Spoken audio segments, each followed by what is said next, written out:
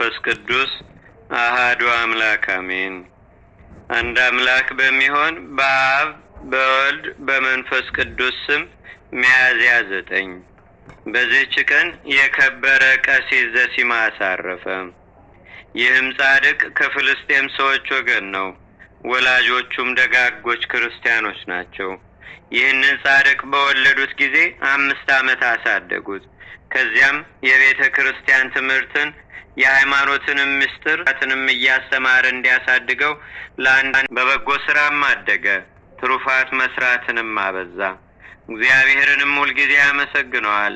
በቀንና በሌሊትም መጽሐፍትን ያነባል። ስራ ሲሰራ ሲበላም ቢሆን ሁልጊዜ ካፉ ምስጋናዎችን አያቋርጥም። በዚያ ገዳም 45 ዓመት በተፈጸመለት ጊዜም ቅስና ተሾመ። ተጋድሎውንም ጨመረ። ከዚህ በኋላም እየተጋደለና አገልግሎት በመጨመር በቅስና ሹመት 13 ዓመት ሲሆነው በዘመኑ ካሉ ተጋዳዮች ሁሉ እርሱ በገድሉ ከፍ ከፍ እንዳለ ተቃራኒ ጠላት ዲያብሎስም በልቡ ክፉ ሐሳብ አሳደረበት። በልቡም ከበጎ ስራን ያልሰራሁት የቀረኝ አለን ይል ጀመር። ነገር የክብር ባለቤት ጌታችንና አምላካችን መድኃኒታችን ኢየሱስ ክርስቶስ አልተወውም። መልአኩንም ልኮ በዮርዳኖስ ወንዝ አቅራቢያ ወዳለ ገዳም ይሄድ ዘንድ ተወው እንጂ። ያን ጊዜም ተነስቶ ሄዶ ወደዚያ ገዳም ደረሰ። በገድላቸው ፍጹማን የሆኑ እውነተኞች አረጋውያንንም አገኘ። እርሱ ከእርሳቸው እንደሚያንስም አወቀ። እርሱ በዓለም ውስጥ ነው የኖረውና ስለዚህ ከእርሱ ይሻላሉ። በዚያ ገዳም ከእሳቸው ጋር ኖረ። ብዙ ዘመናትም አብሯቸው ሲጋደል ኖረ። ለዚያ ገዳም መነኮሳትም ልማድ አላቸው። ታላቁ ጾም በደረሰ ጊዜ የመጀመሪያውን 1 ሱባኤ በአንድነት ይጾማሉ። በቅድስት እሑድ ስጋውንና ደሙንም ይቀበላሉ። በማግስቱም ሰኞ ጠዋት 26ኛ መዝሙር እግዚአብሔር ብርሃነ ረድኤቱን ሰጥቶ ያድነኛል የሚያስፈራኝ ምንድነው የሚለውን እስከ መጨረሻው እየዘመሩ ይወጣሉ። በሚወጡም ጊዜ ወደ በሩ ተሰብስበው በአንድነት ጸልየው እርስ በርሳቸው ሰላምታ ይሰጣጣሉ። የገዳሙ አበምኔትም ይባርካቸዋል። ከዚህም በኋላ እያንዳንዱ ወደ በረሃ ይበተናሉ። አንዱም አንዱ ባልንጀራውን ያየ እንደሆነ እንዳያየው ወደ ሌላ ቦታ ይሄዳል። ቅዱስ ዘሲማስም በየዓመቱ ከሳቸው ጋር ወጥቶ በበረሃው ውስጥ ይዘዋወራል። የሚጽናናበትን የሚገልጥለት ዘንድ እግዚአብሔርን ይለምነው ነበር። ሲዘዋወርም በበረሃ የምትኖር ግብፃዊት ማርያምን አገኘ።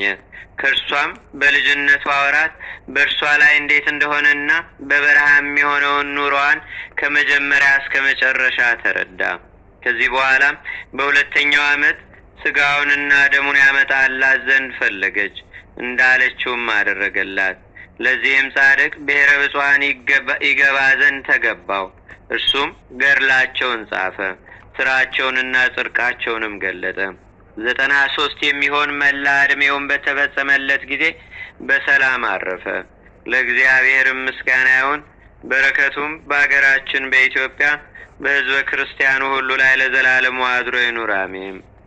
ሰላም ለዘሲማስ ወበጸለየ ዋሰወኳ መጠና ዓመታት 40 ብሔረ ብፁዓን በዊኦ አምሳለ ማቴዎስ ቧ ኩሎ በህየን ተነጸረ ወሰማ በውስተ ዓለም ከመይስብክ ወፃ።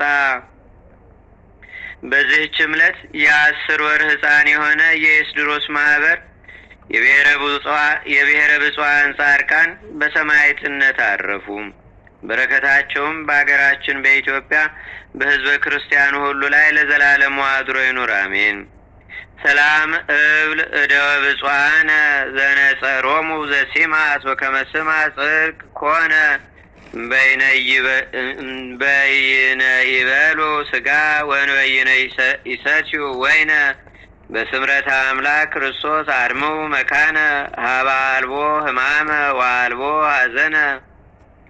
በዚህችም ቀን በእስክንድርያ አገር ሊቀ ጳጳሳት በአባ ስንቱ እጅ ታላቅ ምልክት ታየ። ይኸውም የከበረች የጌታን ጾም ከመነኮሳት ጋር ይጾም ዘንድ ወደ አስቄጥስ ገዳም ወደ አባ መቃርስ ገዳም ወጣ። ሰሙነ ሕማማትም በሆነ ጊዜ ገዳማቱንና አድባራቱን ሊዘርፉና ሊማርኩ የአረብ እስላሞች ተሰበሰቡ። በቤተ ክርስቲያኒቱ በስተ ምስራቅ ሰዎችን የሚገድሉ ዘንድ ሰይፎቻቸውን መዘው በእጆቻቸውም ይዘው በዓለት ላይ አቆሙ። ኤጲስቆጶሳትና መነኮሳትም ወደ አባ ስንቱይ ተሰብስበው ከአረብ እስላሞች እንዴት እንደሆነ ነግረው ከዚያ ገለል እንዲል ለመኑት። የከበረ አባ ስንቱይም ጌታችን የደቀ መዛሙርቱን እግራቸውን አጥቦ አዲስ ሥርዓት የሰራበት የፋሲካ ፍስሐ በዓል ሳይፈጸም እኔ ከዚህ አልለይም አላቸው። እነዚህ እስላሞችም እየደነፉ ጩኸታቸው ተጨመረ። አባ ስንቱይም የወገኖቹን ድንጋጼ ባየ ጊዜ በላዩ የመስቀል ምልክት ያለበት በትሩን ይዞ ከእግዚአብሔር ወገኖች ጋር ብሞት ይሻለኛል እያለ ወደ እነርሱ ሊወጣ ተነሳ። ኤጲስቆጶሳቱም እንዳይወጣ ያዙት። እርሱ ግን ልባቸውን በማጽናናት አረጋጋቸውና ወደ አረብ እስላሞች ወጣ። እስላሞችም መስቀል ያለበትን በትር በእጁ ይዞ ባዩት ጊዜ ብዙ ሰራዊት እንዳሳደዳቸው ሆነው ወደ ኋላቸው ተመልሰው ሸሹ። ከዚያችም ዕለት ወዲህ ወደ ቅዱሳት መካናት እስላሞች አልተመለሱም። ለእግዚአብሔር ምስጋና ይሁን። በመስቀሉ ኃይል ሕዝቡን ያዳነ ልዕልናና ክብር ገንዘብ የሆነ ለዘላለሙ አሜን። ሰላም እብል ለዛይለ ትምህርት ተውህቦ ለሊቀ ጳጳሳት ስንቱይ በሐሙሰ ፍስሐ ድኅረ ተሐጽቦ አረባውያን ዘመጹ ቅኑታነ ሰይፍ በገቦ በበትረ እዴሁ ትምህርተ መስቀል ዘቦ እስከ ባሕቲቱ ሰደደ ዋዳነ ሕዝቦ። አንድ አምላክ በሚሆን በአብ በወልድ በመንፈስ ቅዱስ ስም ሚያዝያ 10 በዚች ቀን የታላቅ አባት የአባ አብሎረድ ቅዱስ ይስሐቅ አረፈ። በዚህች ዕለት ከአባቶች ሊቃነ ጳጳሳት 70ኛ የሆነ የእስክንድርያ ሀገር ሊቀ ጳጳሳት አባ ገብርኤል አረፈ።